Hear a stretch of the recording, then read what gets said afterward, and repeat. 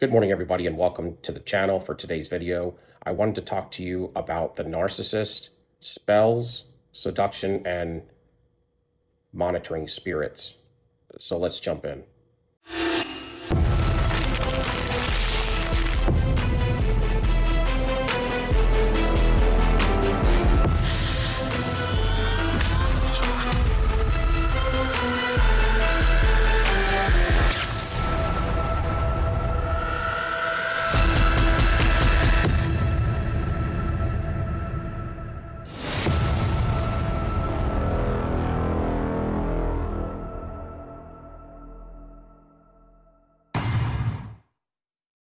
So when you are introduced to the narcissist for the first time, you end up later on being in a relationship with.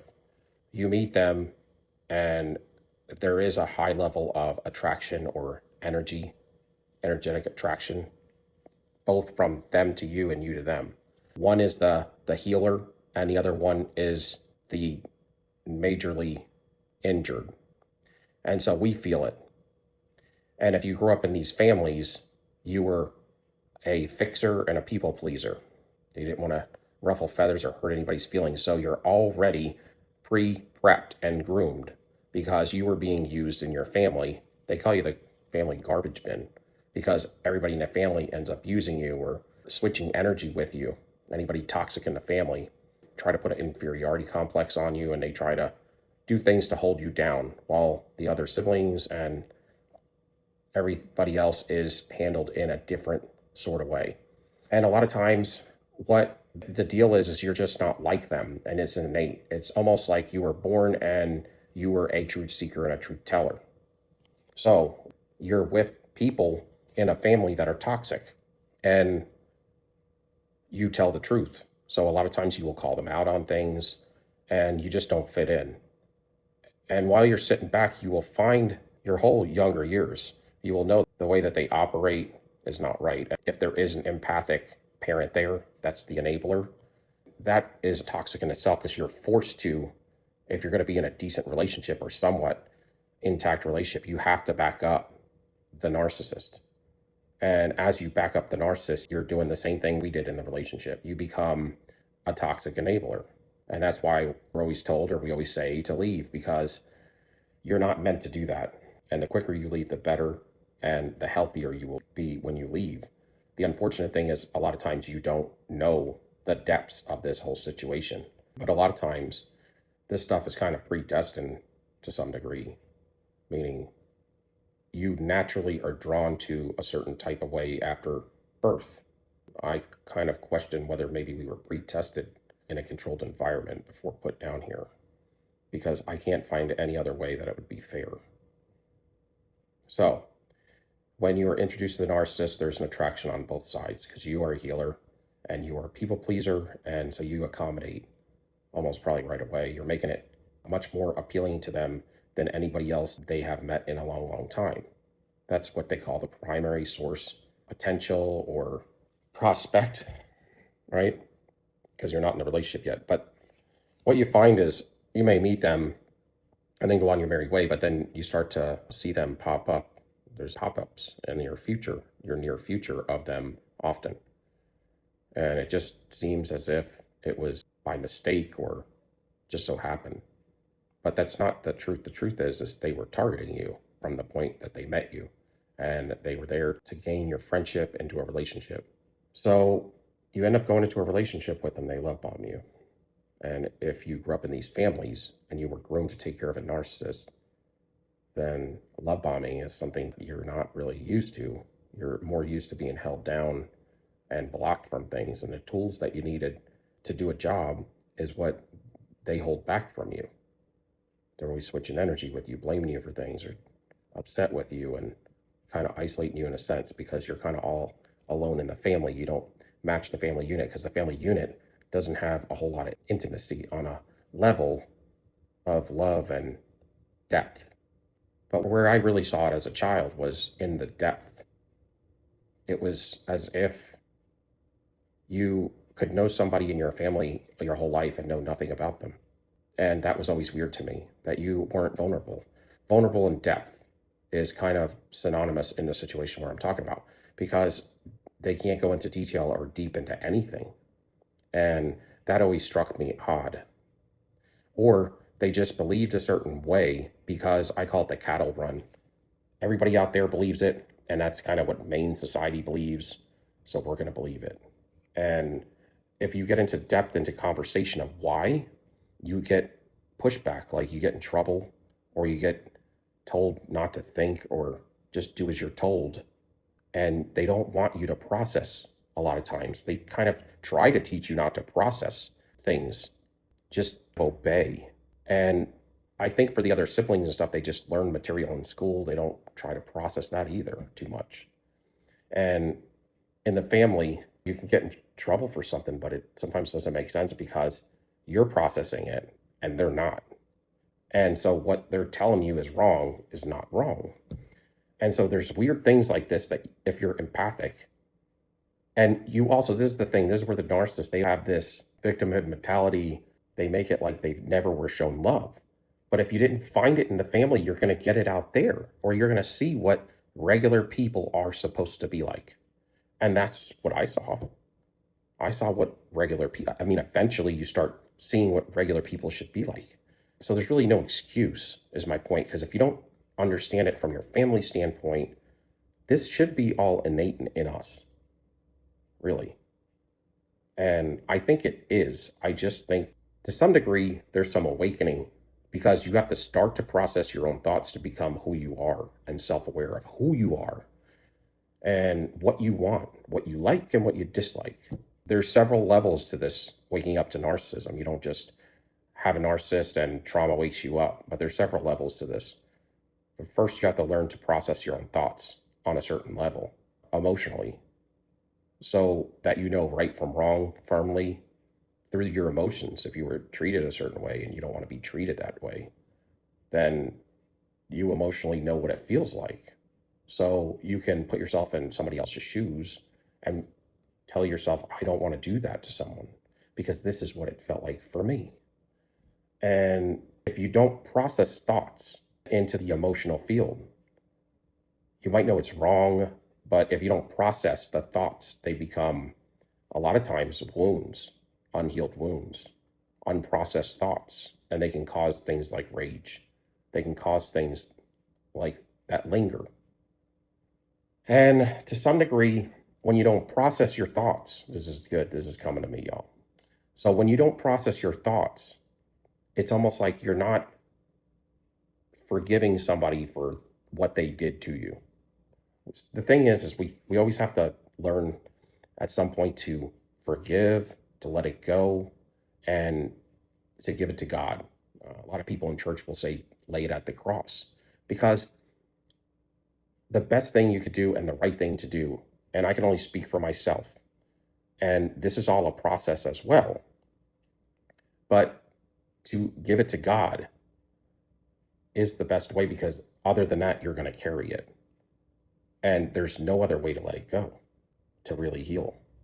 So what a lot of times when they don't process these emotional thoughts, there's unforgiveness there, or that burden is what you're carrying with you, whether you know it or not.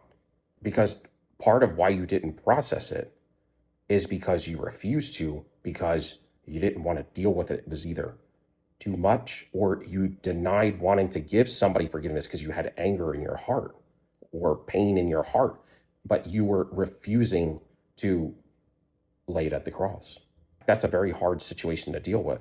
And that's why I say it's a process, because you have to do it at your own time. I've had my own anger with the narcissist or hate. And at some point, I let it go. So at some point, I think in your recovery, it would be good for you to let it go, and that it will help you to heal. And you probably will, especially if you're new at this. And it doesn't matter whether it comes from a demon or whatever. I hear that a lot. I don't have to forgive a demon. You have to forgive whatever the individual is to really get that true healing that can come from that. That's how you truly let it go. And they don't process thoughts, and so they end up building up. And so they kind of start flinging them. And if you don't use your processor, your emotional processor, then you're not going to also have a whole lot of feelings, because feelings come through the pain of what you went through and also dealing with the processing of letting it go. A lot of times you might cry or tear up or be angry or upset, but you go through because you have to replay it again to let it go. And because of that, I think a lot of times they lose whatever they were innately born with. They don't use it, so they lose it. But what they did process is the other side of it, the flip side. They didn't have a problem giving somebody payback. They didn't have a problem doing that. And so it turns them into a bully. So children on the playground as a young child that are bullies are typically going to be full-on narcissists when they get older. Now, I have seen one or two really change from childhood to adulthood, but I don't think it's very common. And it just maybe changes a little. It gets more covert. See, that bully mentality was more overt and it was out in front around and amongst all the other children. But when you get reprimanded and you still like that way of processing, then you're going to adjust and maintain that same level of consciousness and just convert it to a covert level. And so that's what I think happens to some degree with the narcissist. When they meet you, they need healing desperately. And you want to help, but you're drawn to them because they accommodate you as well. And they feel they're into you because you're also an easy target. And you could be successful. You could have learned a lot through your pain and trauma, but you still have more to go because you're still unawoke or partially awoke. And that's kind of what happened to me. I was partially awoke from all my past relationships. But then if you'd had breaks in between these narcissistic relationships from one to the next, say you had a decent one before you got another narcissist, you almost forget whatever pathway you were on with them, because you do start to learn to gray rock naturally and things like that to avoid confrontations. And it works when I just be quiet and let them fight with themselves. Then they have to toss it on somebody else. It's because they can't process the things that they do that are bad, or the things that they do where they come up short, and the things that get done to them in a bad way. So they will fling it on people by creating some reactive abuse somewhere, either out and about or with a love partner. But I'm talking about when somebody was growing up or whatever. As they become older, it's the love partner they fling it on. That would be the primary source supply. So they love bomb you and they data mine you, and it comes very easy to them. They're also infatuated with you because they see you as an easy target, and everything that they need you have. As far as you're already pretty much groomed. All they have to do is take the baton, the generational curse baton, and take hold of that. It's almost like it moves from whoever the caregiver is to your love partner now. The baton gets passed. You know, like if you're running a marathon, they love bomb you, you love bomb them, you both enjoy it, and then they're able to get into your emotional field, get you hooked.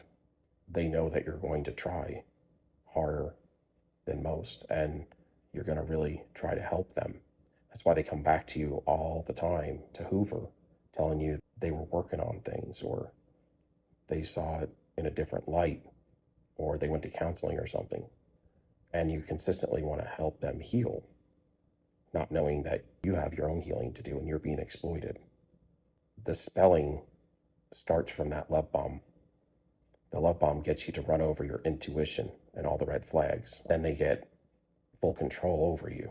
And then they knock down your self-esteem and self-worth, and they chip away at it. And then they gaslight you into second guessing and doubting yourself.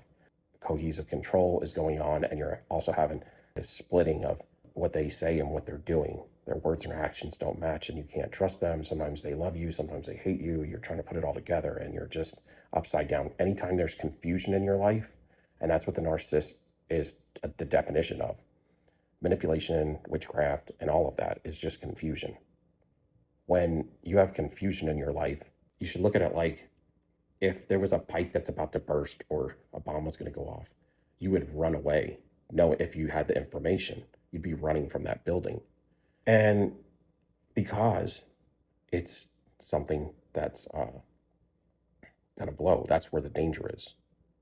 But with a narcissist, they cause confusion in your life. And instead of stepping back and running away, we step in closer and we try to get them to tell us more, tell us the truth when we know they're a lying, manipulative individual.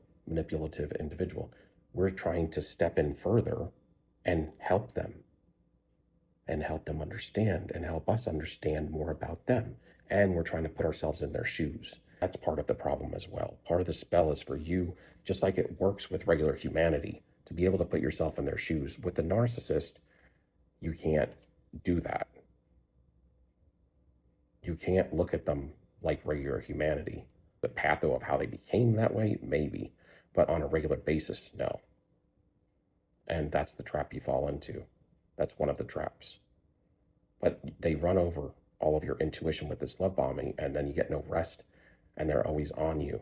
And then by the time you figure out who they are, now you don't have any self-confidence. You can do it on your own almost. You need to go through them or something.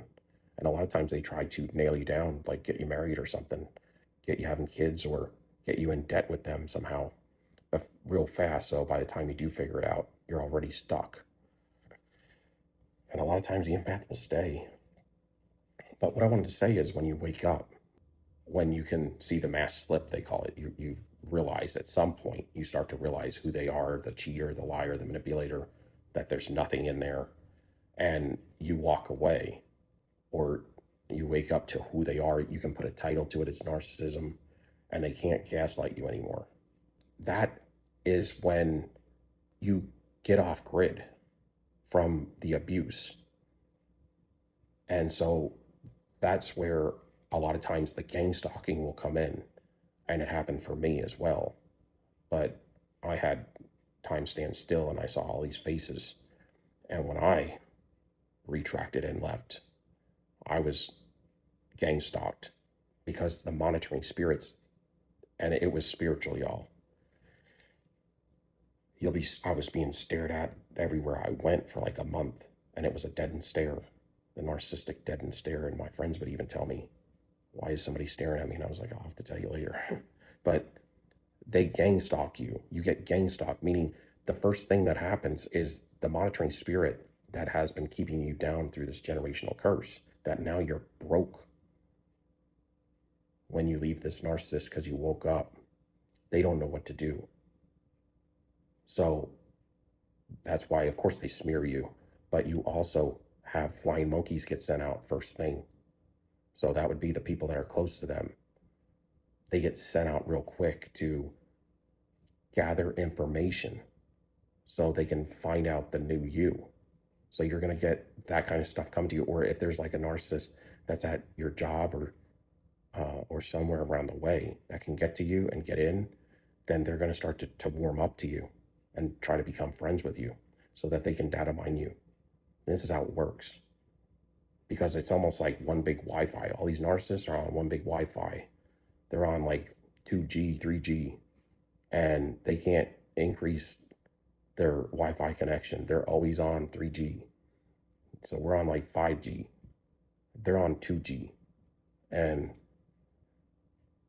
when need be, those spirits that are in these narcissists will operate like a body to find out what they need to do now. So the gang stalking gets heavy because you just got off grid from abuse. They don't want you to wake up and they don't want you to heal, especially if you're a healer and a light worker. But the narcissist is typically attracted to light workers, healers, people pleasers, people that are successful because they do like the challenge to utterly destroy that individual if they can. And what's attached to the gang stalking and the narcissist situation, it's usually demonic attacks or a generational curse, light workers, truth tellers. It's to keep you down and unawoke. If they can do that for the rest of your life, you won't be a threat because they want to keep the vibration of this world system down and in fear.